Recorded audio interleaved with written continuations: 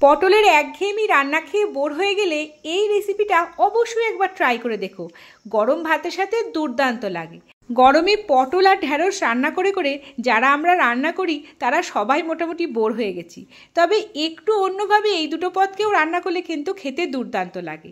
আজকে পটলের একটা দারুণ অভিনব এবং কম খাটনিতে রেসিপি শেয়ার করছি, যেটা খেতে অপূর্ব হয়েছিল। কিছুটা এক্সপেরিমেন্টালভাবে করলেও দুর্দান্ত লেগেছে খেতে। চলো রেসিপি শেয়ার করি। এর জন্য পটলগুলোকে খোসা ছাড়িয়ে আগা এবং মাথাটাকে কেটে নিচ্ছি এবং মাঝখান থেকে দুভাগ করে নিলাম। এই গরমে রান্নাঘরে বেশিক্ষণ থাকতে কারোরই ভালো লাগছে না, আর এই রান্নাটা একবার ট্রাই করে দেখো, খুব কম সময়ে এক পদেই বাজিমাত হয়ে যাবে। তো এবার পটলগুলোকে ধুয়ে জল ঝরাতে দিলাম। অন্যদিকে বেশ কিছুটা পোস্ত, ওই 4 চামচ মতো পোস্ত এবং 2 চামচ সর্ষে, 4টে কাঁচা লঙ্কা, সামান্য লবণ জল দিয়ে একটা স্মুথ পেস্ট বানিয়ে নিলাম। অন্যদিকে একটা কড়াইয়ে সামান্য সর্ষের তেল দিয়ে ওই জল ঝরানো পটল সামান্য লবণ এবং হলুদ দিয়ে ভালো করে ভেজে নেব। একদম পটল ভাজার মতো ভাজবো না, জাস্ট একটু কাঁচা গন্ধটা যাওয়া পর্যন্ত ভেজে নিচ্ছি। খুব ভাজলে কিন্তু এটা অতটাও টেস্ট হবে না, তাই সামান্য লাল হলেই এটাকে তুলে নিতে হবে। হাই ফ্লেমে ওই 2-3 মিনিট ভেজে কিন্তু আমি পটলগুলোকে তুলে নিয়েছি। আর এই রকম কম ভাজা অবস্থাতে তুলে নিলে কিন্তু রান্নাটা স্বাদ হবে। আমরা বানাচ্ছি পটল ভাপা, তাই একটা টিফিন বক্স ভীষণ জরুরি। তো এই টিফিন বক্সে আমি ওই যে পেস্টটা বানিয়ে রেখেছিলাম সর্ষে পোস্ত, সেটা ঢেলে দিলাম।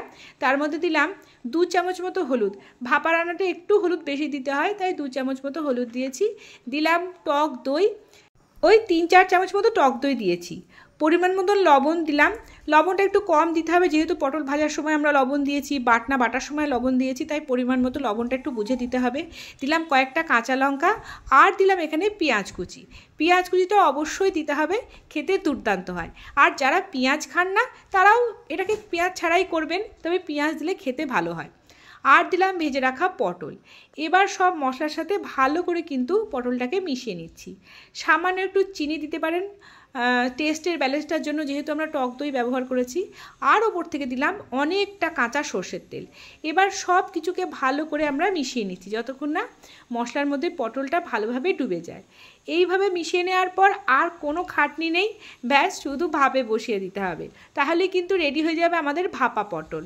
আর জলটা একটু বুঝে দিতে হবে। আমি যেমন মিডিয়াম পরিমাণে জল দিয়েছি, খুব জল দিলে কিন্তু একেবারে জল জল হবে, কারণ যেহেতু পটলের মধ্যে জল আছে। আর একেবারে কম জল দিলেও হবে না, তাহলে একেবারেই গাঢ় হয়ে যাবে। ওপর থেকে দিলাম কিছুটা পেঁয়াজ কুচি, কিছুটা লঙ্কা চেরা দিয়ে সাজিয়ে আমি কিন্তু এটাকে ভাপে বসিয়ে দিচ্ছি। তো মুখটা ভালো করে আটকে নিতে হবে টিফিন বক্সের, কারণ যখন ফুটবে না হলে টিফিন বাক্সটার মুখটা খুলে যেতে পারে। তো একটা কড়াইয়ে জল দিয়ে আমি কিন্তু ভালো করে মুখ বন্ধ হওয়া টিফিন বক্সটা বসিয়ে দিলাম আর ঢাকা দিয়ে দিচ্ছি। ব্যাস হাই ফ্লেমে জাস্ট 10 মিনিট। 10 মিনিটের মধ্যেই কিন্তু আমাদের এটা রান্না হয়ে যাবে। একটু ঠান্ডা হলে আমি এটাকে নামিয়ে নেব, কারণ খুব গরম অবস্থায় টিফিন বক্সটা খোলা যায় না। তাই একটু ঠান্ডা হলে ঠান্ডা জল ঢেলে খুব সাবধানে বাড়িটাকে খুলে নিয়েছি। তো দেখো গরম গরম পটল ভাপা কিন্তু আমার একেবারে রেডি। শুধু এই পদ দিয়ে কিন্তু দারুণ খাওয়া হয়েছে আজকে আমাদের। তো তোমরা আমার এই রেসিপিটা দেখে অবশ্যই ট্রাই করো। দেখো কি দুর্দান্ত দেখতে হয়েছে, আর খেতেও অপূর্ব হয়েছিল। তো চলো এবার গরম গরম ভাতের সাথে এটাকে সার্ভ করি। দেখো গ্রেভিটা কিন্তু পারফেক্ট কনসিস্টেন্সি হয়েছে। তো এবার কাঁচা লঙ্কা দিয়ে আমি এটাকে সার্ভ করলাম, আর অপূর্ব হয়েছিল খেতে। তোমরাও অবশ্যই বানিও কিন্তু। আজকের মতো আসি, টাটা।